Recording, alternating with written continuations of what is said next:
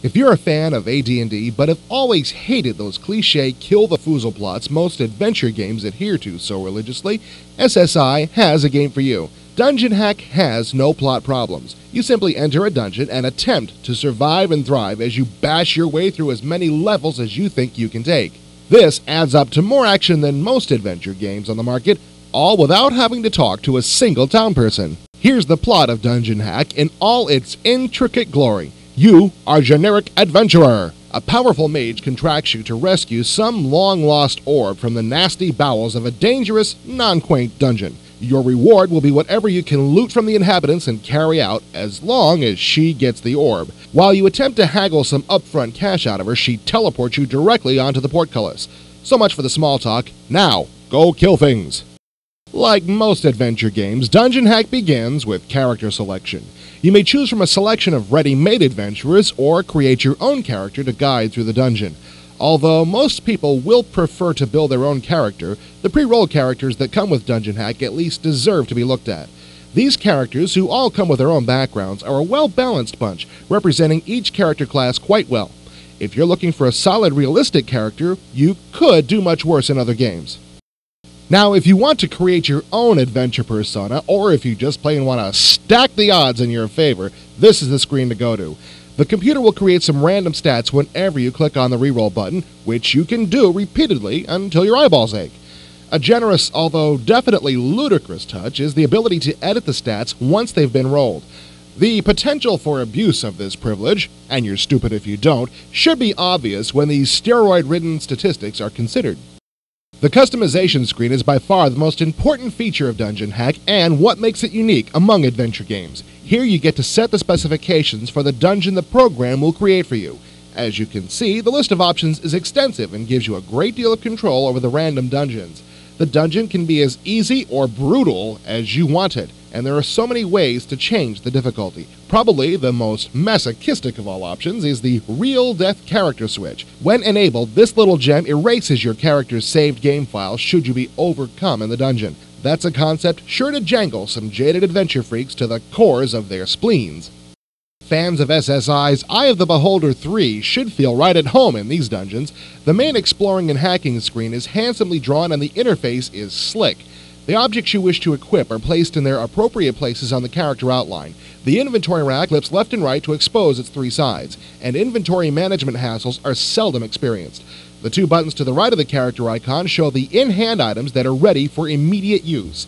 Although players can use the arrow buttons on the right side of the screen to move around, I prefer to move around by working the keyboard's number pad with my left hand, while freeing up the mouse pointer to open doors, attack monsters, and perform other important tasks. If nothing else, one of the first things you'll learn to do if you play for more than, 10 seconds is learn how to fight monsters. This cockatrice may look menacing, but it's nothing compared to the deeper denizens of this game.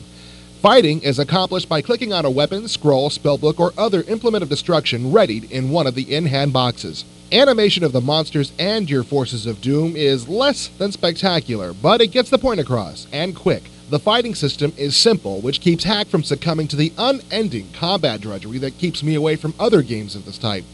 In Hack, the monsters aren't just different-looking pictures to take a slug at. Each monster is a faithful reproduction of its paper and pencil self. Unfortunately for the gamer, this means that they have special abilities and attacks, all the better to mash you into paladin putty with, my dear. Take this cute little ghoul, for instance. Whenever he hits you, he has a chance of holding you, making you unable to counterattack. That's inconvenient. When this happens, it's best to yell, "Run away!" and use your non-paralyzed legs to carry you far away until the effect wears off.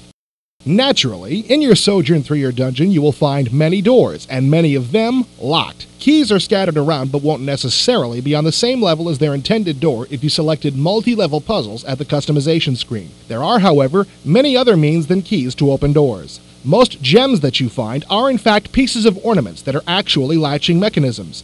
Thieves can, of course, attempt to pick the locks. If you're lucky, you may even find the occasional magical item to crack even the most stubborn doors. On a graphically pleasing note, the doors and the other parts of the dungeon as well change in appearance with each descent to a lower level, which keeps the view from getting boring. The monsters in the first 4 levels are pretty tame, run-of-the-mill evil things to run through with your sword, which is a good thing considering you're no Terminator yourself at this point. Even on an early level, it's not uncommon for the computer to stick a tougher-than-average monster like this sill between you and the stairs to the next level, just so you don't go into foozle withdrawal. This is a good indication of how intelligently the computer designs the random dungeons. You won't find impossibilities like rooms with no doors or hallways that stop abruptly at the edge of the playing grid here. Each dungeon level is laid out as if a real person drew them on graph paper. The dungeon graphics are attractive and well drawn and make a visual pleasure out of what could be a real eyesore. Each level has its own look. Some are dingy, slimy dungeons of a traditional type, where the torture never stops, while others are so opulent they seem more like monster-infested palaces. But don't stare at the walls just because they're pretty. Taking in your surroundings can be profitable too. Occasionally, the observant adventurer will discover a niche in the wall. These niches have all kinds of small goodies stashed away in them. Coins, scrolls, magical rings. Just don't expect to find a suit of plate mail in one of these little cubby holes. That would be silly. We'll be right back.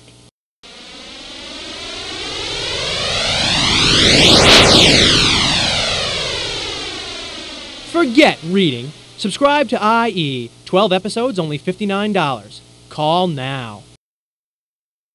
Under a Killing Moon, Access Software's latest creation is nearly here.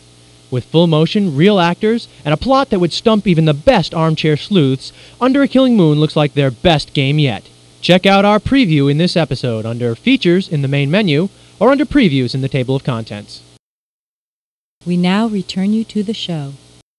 I told you the monsters got rougher. For those who scoff at the dangers of the deep dungeon, prepare to meet death at the hand of one of the most feared creatures of the Forgotten Realms universe. No, not a Netfunicello, but the Death Knight. These undead beasties start popping up around the 8th level and won't do anything for your peace of mind. In addition to being menacing swordsmith, these creatures also have a fireball attack which can ruin your day in a big hurry. Although a Death Knight can only shoot 1 fireball per day, this attack cost me well over 60 hit points more than once. But then again, I guess that's what they make Rings of Fire resistance for.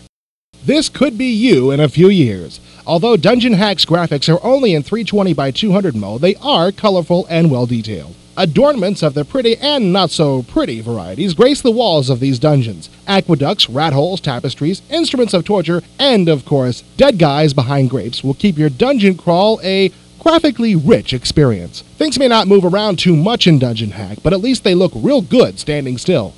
There are many things I hate about adventure games, and Dungeon Hack avoids them all very well. It's also the only computer game on the market you'll never need a cluebook for. I was pleasantly surprised at how fast the computer created the random dungeons. It's simple, but what it does well. If you like exploring dangerous caverns, battling scary monsters, and elevating a character from a weakling into a powerhouse, Dungeon Hack won't fail to please.